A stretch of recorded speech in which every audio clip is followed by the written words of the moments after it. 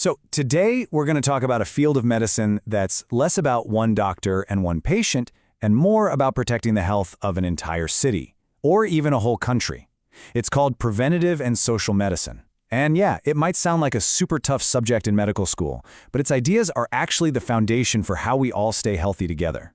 Okay, let's get into it. For a lot of medical students, especially in India, you first meet this subject as a monster of an exam. And this quote, well, it gets right to the point. If you want to nail your postgraduate entrance tests, you have to get a handle on PSM. It's a huge deal. But what if we zoom out from the classroom?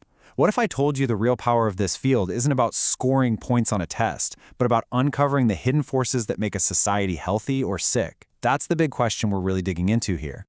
To really wrap our heads around this big picture, we've got to start small. I'm talking about a single patient. Okay, imagine this. Someone walks into a clinic. They've had a cough for weeks. A test comes back positive for tuberculosis. Right away, they're put on a treatment plan, part of a big national program like India's RNTCP. Now that's great medicine. Find the problem, treat the problem. But PSM pushes us to ask more questions. Like, why did this person get sick? Why in this neighborhood? And the most important one, how do we stop the next person from getting it at all? To answer those questions, we need to basically become health detectives. And the main science these detectives use? It's called epidemiology. Look, I know it sounds super technical, but what epidemiology is all about is actually pretty cool. It's the science of figuring out patterns in disease. Who gets sick? Where? When? By analyzing all that data, these health detectives can track down the root causes of an illness, almost like solving a massive mystery. Let's look at two of their most important tools. First up, you've got the cohort study. Think of this as looking forward in time. Researchers find a group of people, the cohort, and they just follow them for years, sometimes decades.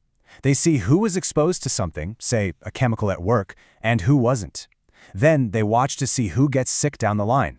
It's an incredibly powerful way to connect a cause to an effect. The other big tool kind of flips the script. It's the case control study, and this one looks backward. You start with people who are already sick, those are your cases, and compare them to a similar group of people who are healthy, the controls. Then you play detective and look into their past to find out what the sick group was exposed to that the healthy group wasn't. This is a game changer for studying really rare diseases. So the main difference is direction, right? A cohort study starts with a cause and watches for an effect to happen in the future.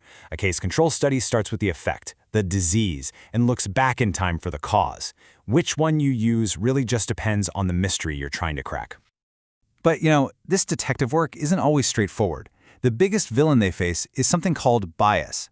And all that means is a systematic error that can totally mess up your results. For instance, maybe sick people remember their past differently than healthy people do. Or maybe your two groups aren't a perfect match. Spotting and getting rid of these little errors is a huge part of the job. Okay, so the detectives have collected the data. They've spotted the patterns. Now what? How do we take all that amazing knowledge and turn it into something that actually helps people? This is where we get into the real-world, life-saving stuff. The whole goal of public health is to stop this downward slide. It starts with a disease, the problem inside the body. That can lead to an impairment where you can't do something you used to.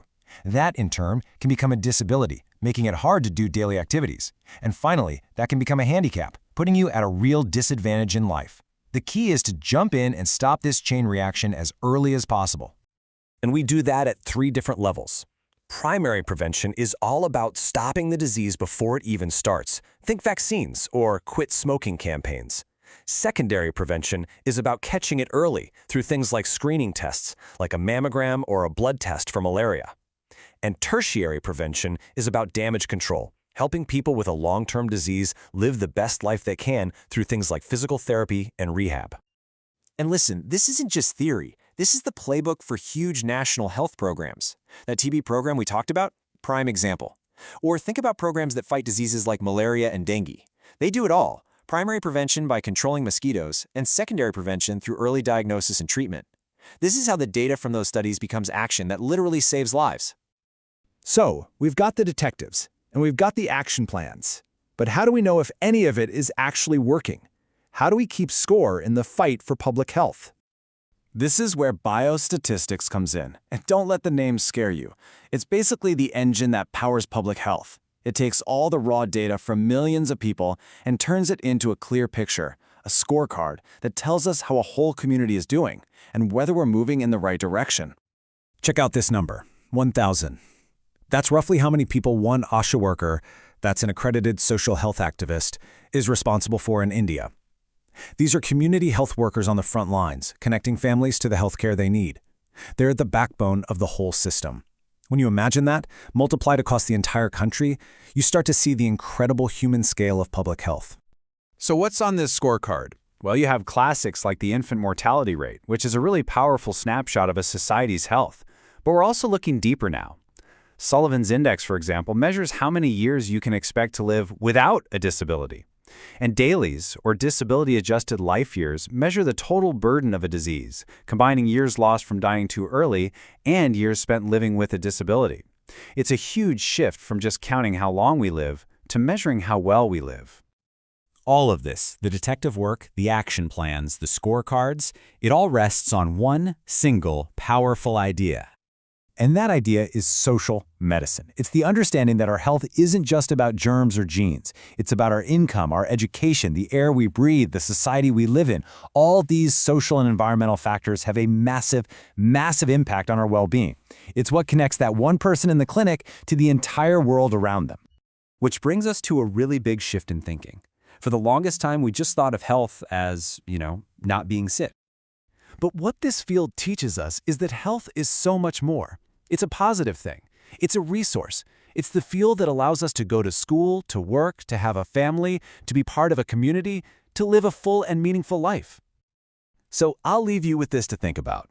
In your own community, what's the single most important thing that keeps people healthy? Is it clean water, good schools, a safe park for kids to play in? The moment you start looking for it, you'll start seeing the incredible power of social medicine everywhere.